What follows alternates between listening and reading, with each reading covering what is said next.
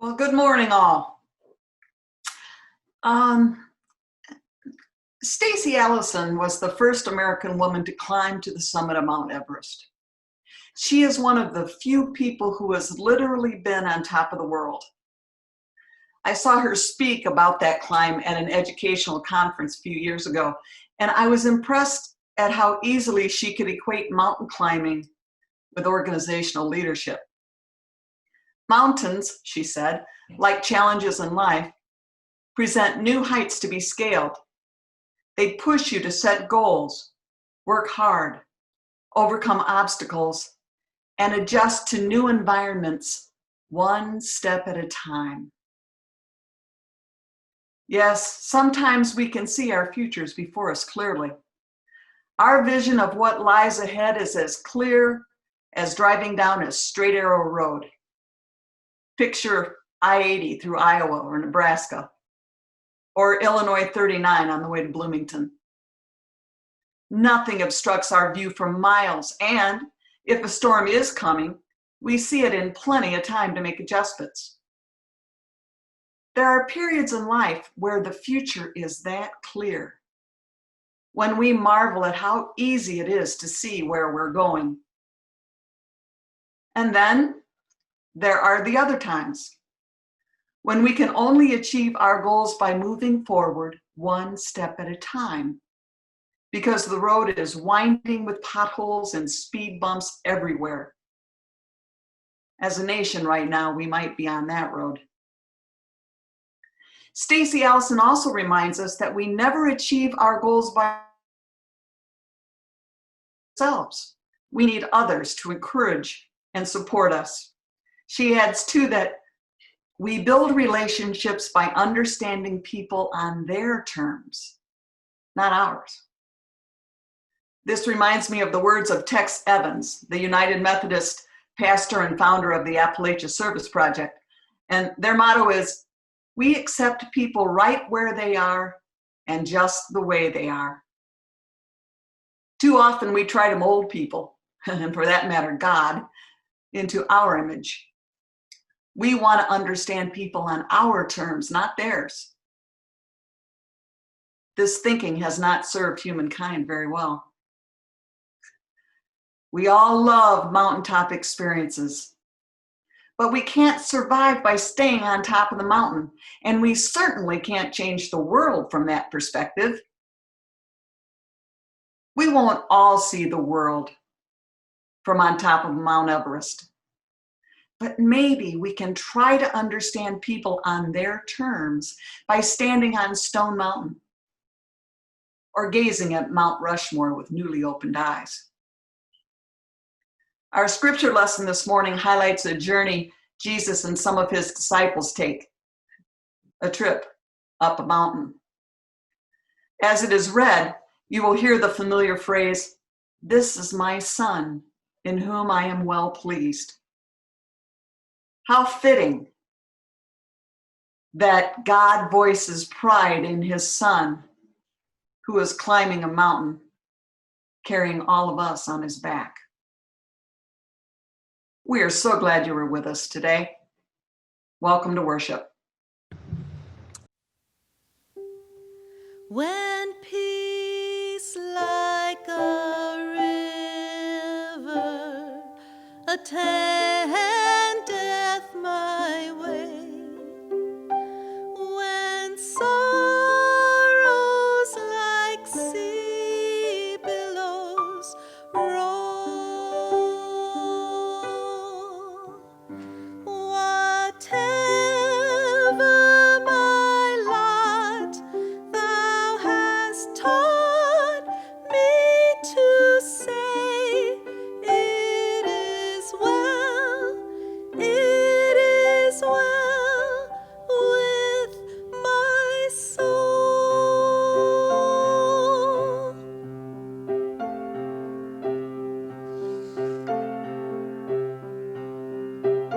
Well, you can tell someone you love them from the bottom of your heart and believe that it's the truest thing you've known. And even if you never prayed, the promises you've made river's gonna keep on rolling on. And if you haven't got a dollar, not a penny to your name, somebody's gonna miss you when you're gone. And even if you never find a little peace of mind, the river's gonna keep on rolling on. Keep on rolling to the ocean. Keep on rolling to the sea. Keep on rolling till the love we need washes over you and me.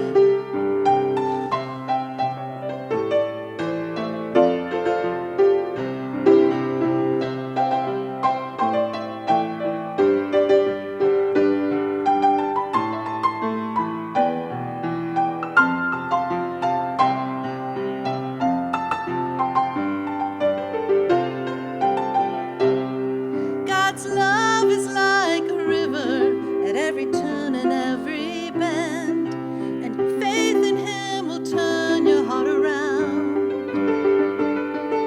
'Cause even though we sin, there's forgiveness in the end, and the river's gonna keep on rolling on. Keep on rolling to the ocean. Keep on rolling to the sea. Keep on rolling till the love we need washes over you and me. It is well with my soul. It is well, it is well with my soul.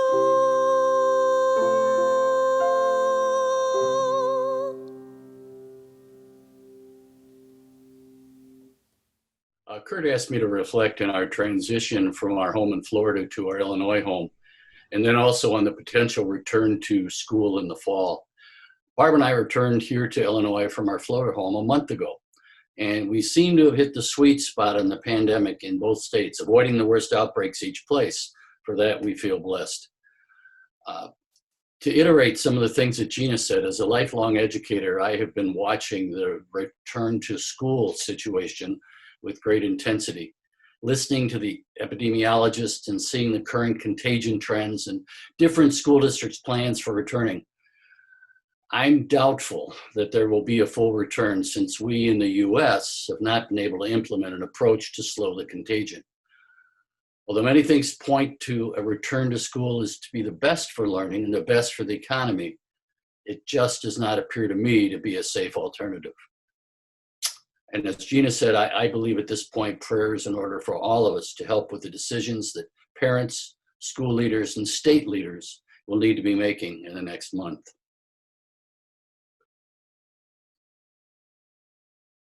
For our scripture reading today, we start with Exodus chapter 24, verses 15 through 18. Then Moses went up in the mountain, and the cloud covered the mountain. The glory of the Lord settled on Mount Sinai, and the cloud covered it for 6 days. On the seventh day, he called Moses out of the cloud. Now the appearance of the glory of the Lord was like a devouring fire on the top of the mountain in the sight of the people of Israel. Moses entered the cloud and went up on the mountain. Moses was on the mountain for 40 days and 40 nights. Our gospel reading is Matthew chapter 17, verses 1 through 8. 6 days later, Jesus took with him Peter and James and his brother John and led them up a high mountain by themselves. And he was transfigured before them, and his face shone like the sun, and his clothes became dazzling white. Suddenly, there appeared to them Moses and Elijah talking with him. Then Peter said to Jesus, Lord, it is good for us to be here. If you wish, I will make 3 dwellings, one for you, one for Moses, and one for Elijah. While he was still speaking, suddenly a bright cloud overshadowed them, and from the cloud a voice said, This is my son, the beloved. With him I am well pleased. Listen to him. When the disciples heard this, they fell to the ground and were overcome by fear. But Jesus came and touched them, saying, Get up and do not be afraid. And when they looked up, they saw no one except Jesus himself alone. This is the word of God for the people of God. All right, thank you so much, Bill. Good words. You could teach some of those talking heads on some of our 24-hour news stations a thing or two about insight. So appreciate that so much. All right, well, I wonder if you might do a little exercise with me. Oh, not that kind of exercise, yeah. I wonder if you would take a moment and think about someone who has over the years made you feel special. What about the way they interacted with you led to that feeling? Now, for me, there are many. My mind just countlessly, but really I think of a young man at the time named Kim. We shared college years together, and it would be hard to put into words, and far too many words than the time affords here. But he taught me something about the value of how to value other people. What got me thinking about that was I have to imagine that Peter, James, and John felt special when Jesus said to them, well, to the 12, of course, you know, they're all hanging out there together. And Jesus says to them, to Peter, James, and John, guys, come on with me. We're going for a hike. Us 3? Yeah, really? Off they went. They reached their destination. And on that mountain top, something transformative took place, as Bill read for us. And there were 4, and suddenly there were 6. Moses and Elijah appear out of a mist. Peter, always wanting to say something profound and also eloquently sticking his foot in his mouth, says, This is cool. This is great. This is amazing. I'm with you, Peter. I'll grant that I've been up on a mountaintop without 2 people appearing out of nowhere, and I thought it was pretty darn amazing as well. Mountains, they just have a way, don't they?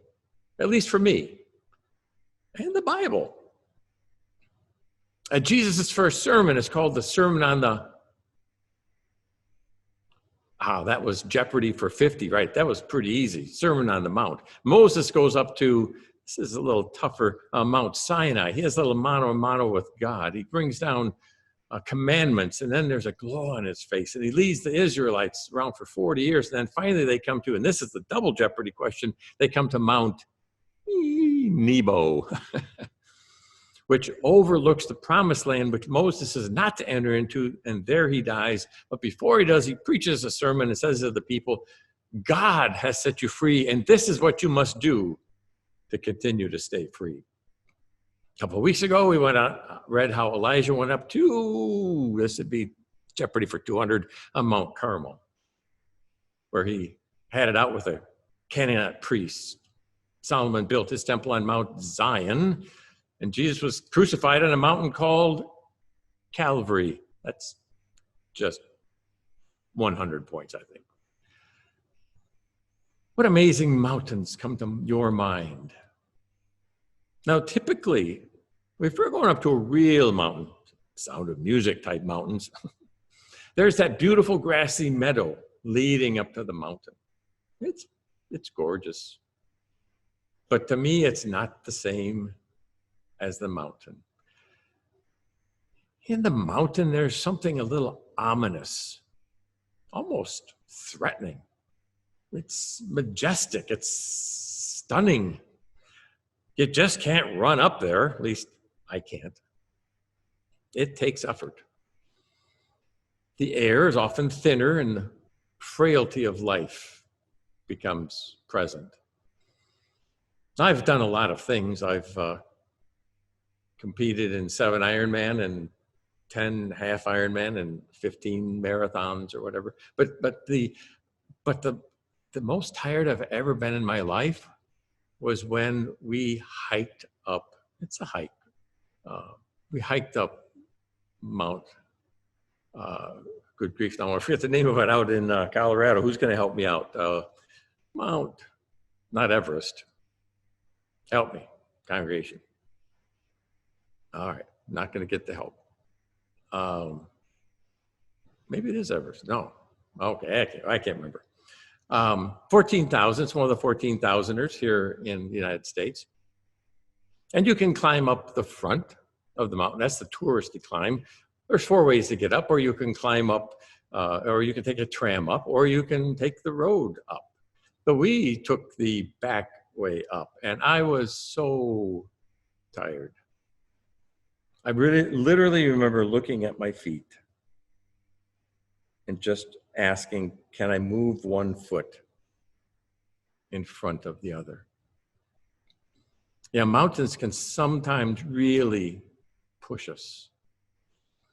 Martin Luther King, on the last night of his life, he had, I don't know, was it a premonition? He ends his sermon in Memphis as he's talking to the garbage collectors, the waste collectors there. He ends his sermon by saying, I don't know what's going to happen. I don't have any idea of the difficult days ahead that we know are coming, but it really doesn't matter to me because I've been to the mountaintop.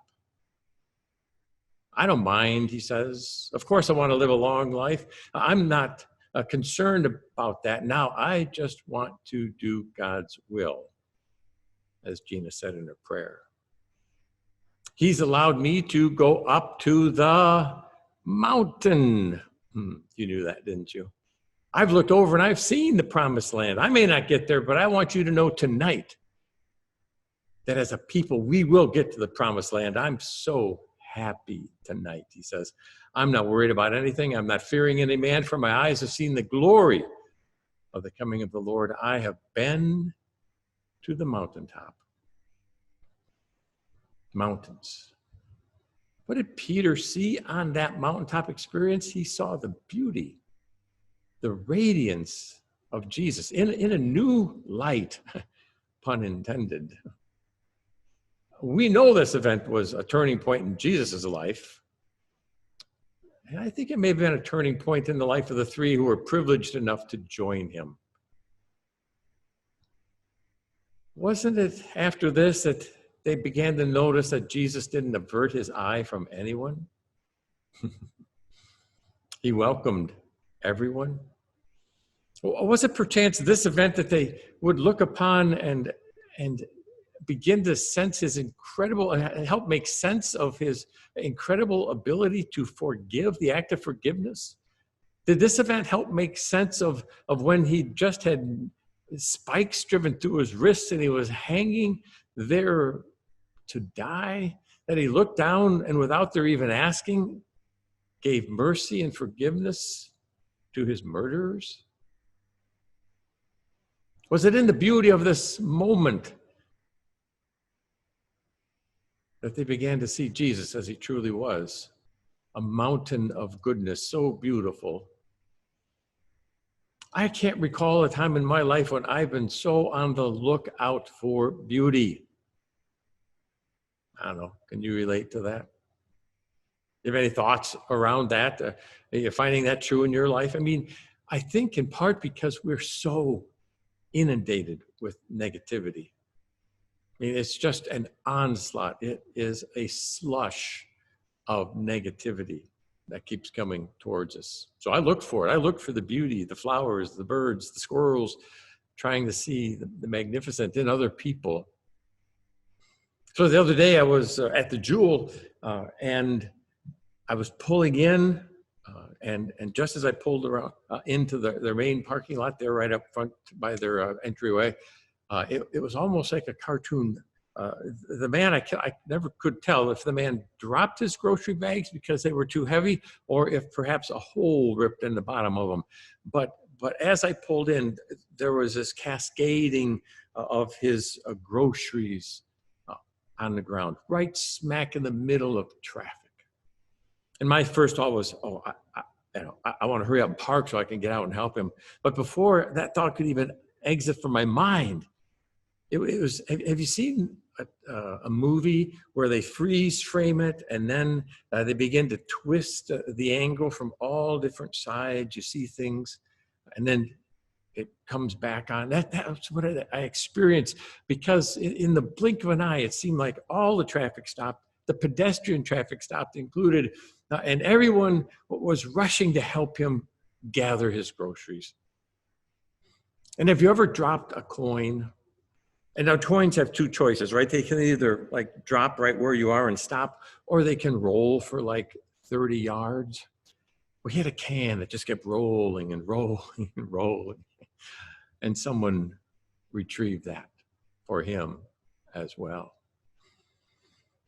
Looking for the beauty. You know, I think in this pandemic time, we're given the opportunity to look inside ourselves, and what do we see? Discover our true selves. Now, how much inner beauty is in us? We're too put to the test. We're put to the test in many ways. Some of us with personal struggles, some relational, some health. And there's an area church, dear friends, who isn't running twice as fast to try and figure out how to best tell the old story in this new day and age. I read the words of Jesus this week when he said, "No one pours new wine into old wineskins. Otherwise, the wine will burst the skins, and both the wine and the wineskins will be ruined." No, Jesus said. They poured new wine into new wineskins. Friends, that's the challenge. That's the opportunity that this church, and I think every church, is facing. Metaphorically, we've been given both a challenge and an opportunity, personally and corporately. And friends, that's a steep journey we are on. And I know it'd be tempting just to stop and smell the beautiful flowers in the meadow. But I've experienced many times that the harder the effort, the more beautiful the outcome. One time with my youth group, we would take up, sometimes like 30 kids up to the boundary waters. And I had a bunch of go-getters one time. And as we were in the office with the outfitter, these kids were like, "We want to do something no one else has done, at least done this year." And so the outfitter said, "Well, you know, when you're camped here, if you want, you can basically bushwhack your canoe." I don't know what he said. Maybe it was a quarter mile or something. Back to a lake. He said, "I can guarantee you no one's been on that lake for years." And so, crazy us, we did. We bushwhacked through the Canadian forest. And when we hit that lake, it for whatever reason, it seemed like the most beautiful lake in the world. And I think it looked like most other small lakes. But it was more beautiful because of the effort that we had put in to get to it. For some of us, I wonder, if not for many of us, a part of the difficult journey that we're on right now is not reckoning the path that is before us, but coming to grips with the path that has brought us to this place. I know that's an important part of my journey right now. Many of us have recently become more tender, or perhaps even more sensitive to the historic experience of our Black brothers and sisters. We've come to a time of heightened awareness, albeit because of one tragic event. We have come tragically late. I don't know, is that in part because now all of a sudden we've got additional time to listen, to learn, and to act? I heard someone say this week that they felt like the one reason historically white churches have begun to become more aware is precisely because we've closed our buildings. We're no longer able to take the path. He didn't use this language. We're no longer able to take the path that we would normally take in this situation. Their contention was, and duly noted, that traditionally in the face of something like this, our first impulse is to study it, talk about it, reading groups, book clubs, host a conversation, partner with a Black majority church, and of course, pray. Oh, thoughts and prayers.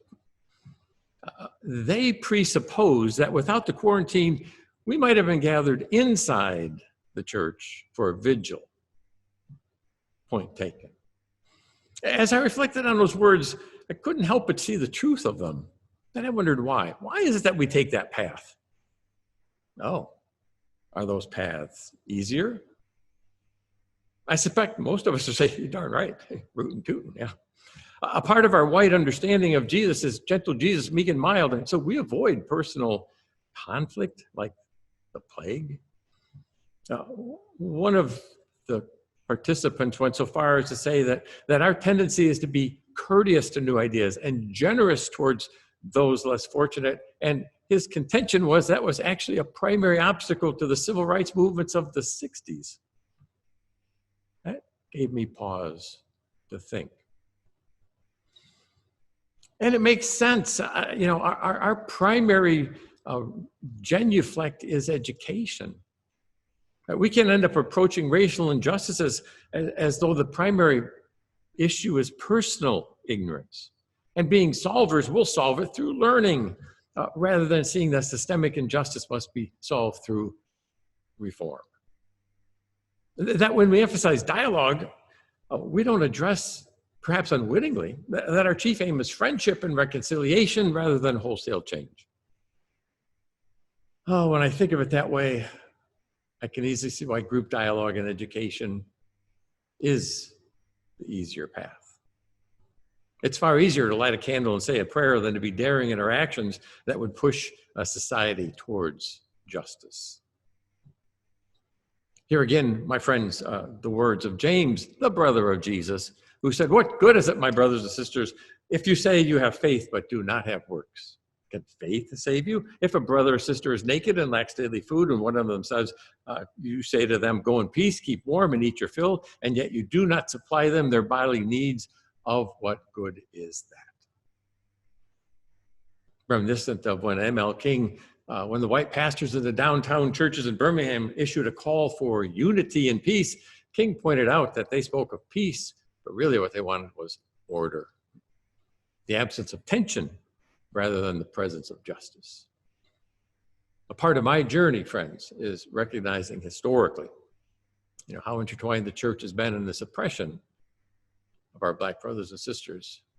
For those of us who have been joining together, on our Wednesday night study from Ibram Kendi, Stamped from the Beginning, it has been a painful revelation to see how the church has continued to be the one who helps enable the suppression and racism historically. While there have been many silver linings in amidst the darkness of this pandemic, perhaps one silver lining will be an ever-increasing number of people who will come to see the light.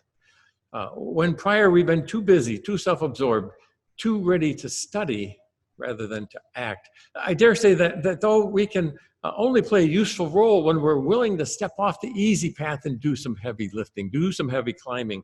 Instead of talk, we need to embrace a clear message of change. Instead of discussions that often lead to more discussions, we need to support clear expectations and demands. Now, the people of Jesus Christ, your friends, need to be vocal in our call for justice. Now, I don't know about you, but I'm getting a better view from up here. You remember the song, the lyrics begin, "I can see clearly now."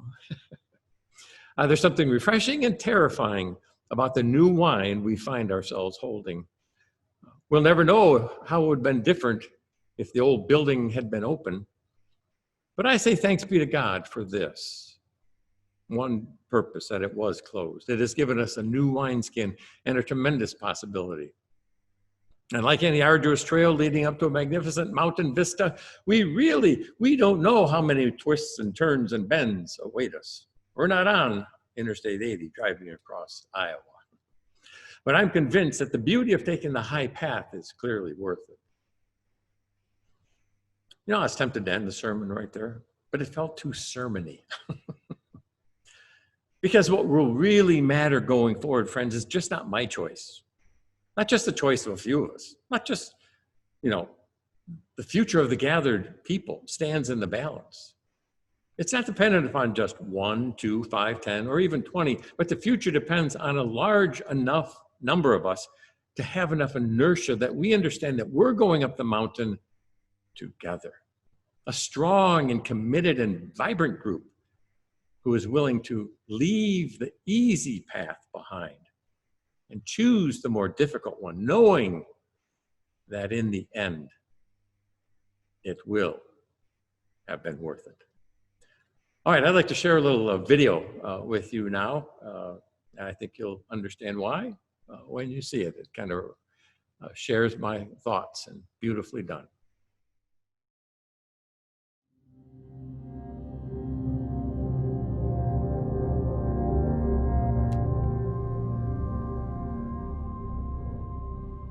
In Louisville, at the corner of 4th and Walnut, at the center of the shopping district, I was suddenly overwhelmed with the realization that I loved all these people, that they were mine and I theirs, that we could not be alien to one another, even though we were total strangers.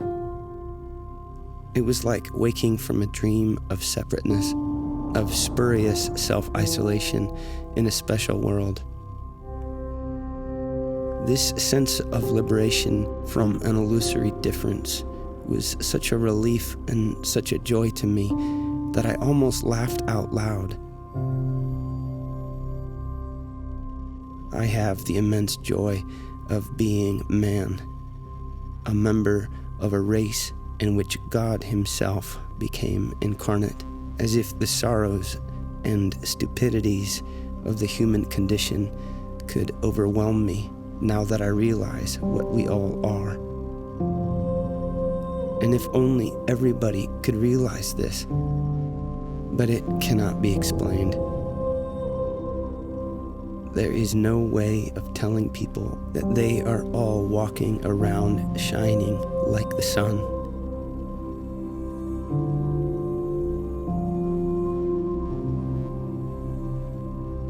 Then it was as if I suddenly saw the secret beauty of their hearts, the depths of their hearts, where neither sin nor desire nor self-knowledge can reach the core of the reality, the person that each one is in God's eyes. If only they could all see themselves as they really are. If only we could see each other that way all the time. There would be no more war, no more hatred, no more cruelty, no more greed.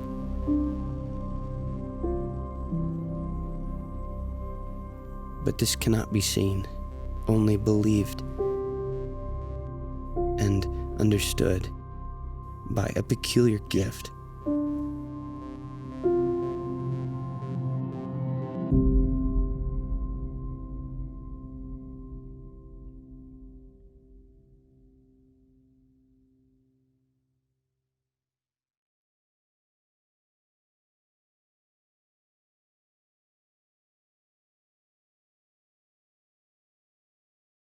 All right, we're going to come to sharing of our joys and concerns.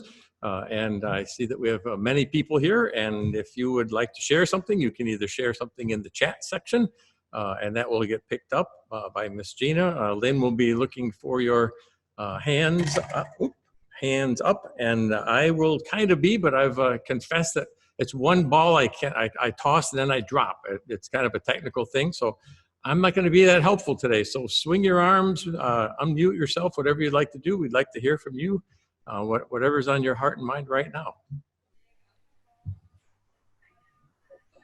I'd like to get prayers for Nancy's cousin, Brian, who passed away last week. Okay. Rather suddenly. All right. Thank you, Dan. Yes. Yes. We appreciate that. And I don't know if the Conrads will be on, the Connells, excuse me. The Connells will be on today, but John Connell underwent emergency surgery this past week, and they found a gallbladder that should have come out a long time ago. So he's much the healthier now. He's already home, recuperating, taking some short walks already, and I'm sure that they'll appreciate your continued prayers for them as well. All right, anyone else? Some of us may remember Rick Andreessen. Rick came here a few times. He had kind of bounced around, followed me over here from Woodstock, and Rick is a regular on our Wednesday evening study. Rick has had a tremendous setback in his health this week, life-threatening, and so we want to keep him in our prayers as well. He's just moved out there with his daughter, Lori, and so I'm so thankful for Lori. Let's keep her in our prayers. This has come completely out of the blue, but he has some serious cancer issues, and life has changed dramatically in the course of like 3 days for him. And I love Rick. We've gone a long ways back. He was a staff parish chair for 3 years over at Woodstock, and I just want to lift him up. All right, well, I'll keep dominating. If no one's got anything to mention, I'm going to just mention. All right, I'm going mask heavy, folks. And I think, you know, we can't let this become a partisan issue. I saw a person driving the other day in the car with it. Now, functionally, that makes no difference at all. Okay, driving in the car by yourself makes no difference. But I like the message that it sends. Just like, I'm all in for wearing a mask. And so I'm wearing it as much as I can. Betsy bought me some real bad boy masks, says Iron Man on it. Woo-hoo-hoo. And so I'm all in on the masks. We need to. I saw a report that said if everyone, and I think it's even said if 85% of us were to wear masks, that we would basically squash this thing, make a huge difference in just 4 weeks. And so it has nothing to do with personal liberty, as far as I'm concerned. It has everything to do with caring for the health of others. So be an advocate.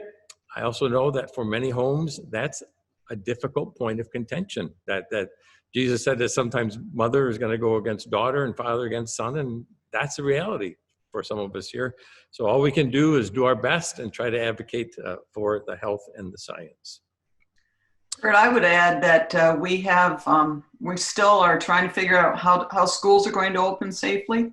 Yes. The paper, and we keep getting different districts that are presenting a plan, but it still escapes me as to how all that works. It's pretty amazing. It will be amazing to see how that works, and particularly the realization that children are in fact carriers and can become very, very ill and pass as well.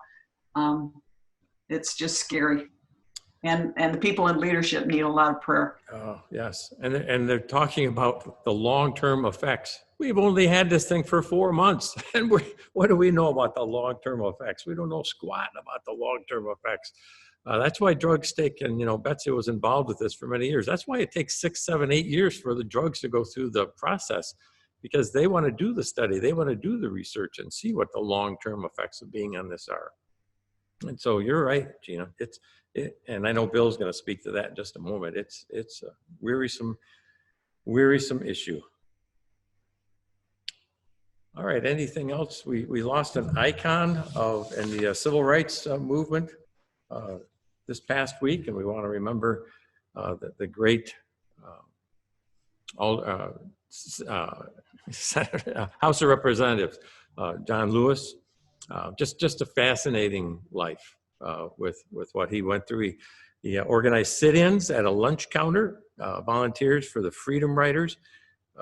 I had a good friend Martin Deppy, who was a part of, went down with the Freedom Riders. And he said that a seminal event for him was when he was on the Edmund Pettus Bridge in Selma.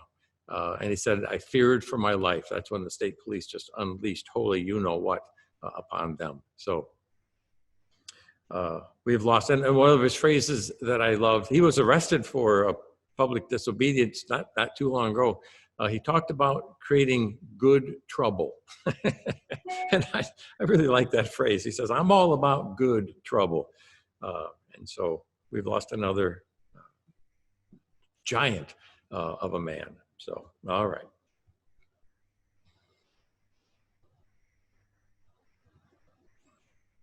All right. Well, all right. Thank you. Let's be in an attitude of prayer.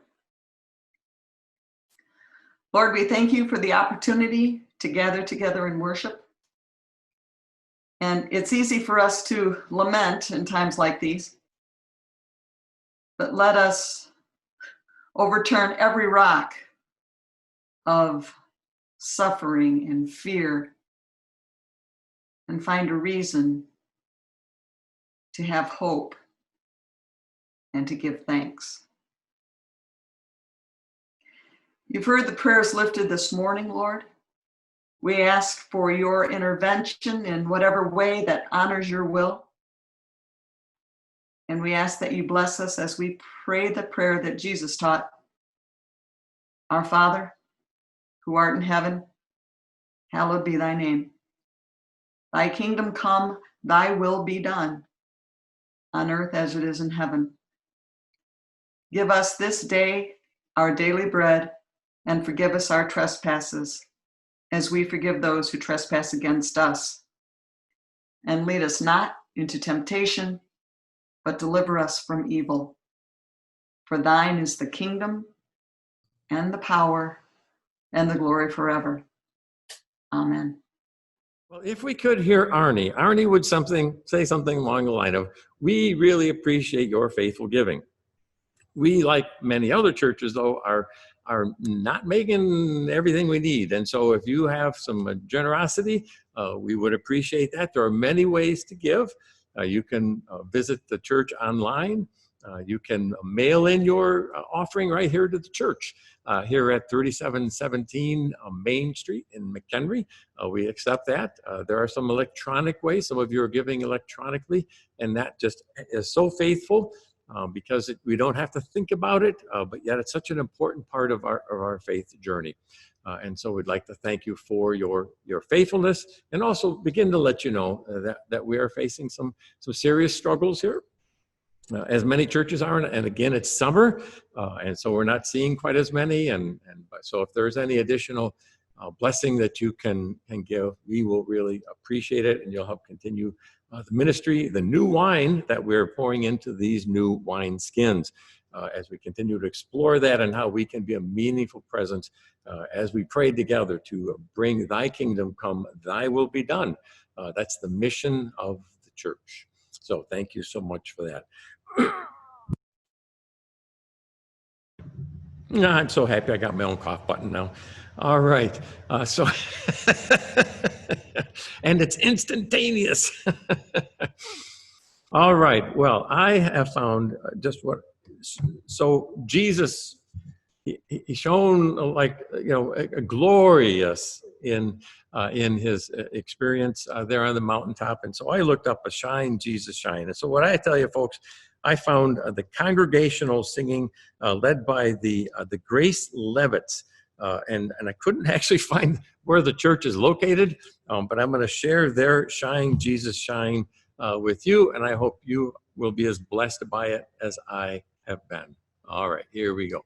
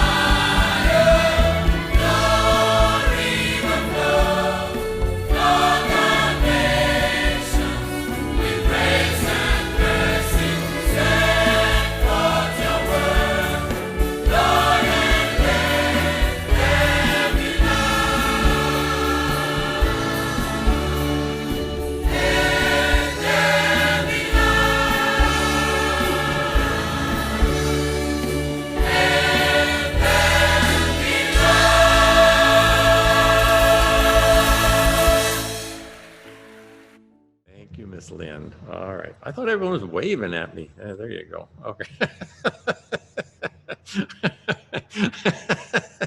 Okay, well, there you go. I hope that put a little zip in your step. I think that's a fantastic song, and it had a little instrumental, had a little bit of everything in there for us. So if you want to put it back in the grid view, those of you who are brave enough to be video facing, we appreciate that. We understand everyone who's like, nah, I don't think so. It's too early on a Sunday morning and my hair is a mess. So, so we appreciate that. Well, you have a great day, everybody. And as always, Miss Lynn, thank you for spinning the dials back there. Miss Gina, thank you for all you do. And you guys have a great week. And Lynn will take us out. So thank you so much, everybody. God bless. Have a great day and go forth to shine, Jesus, shine.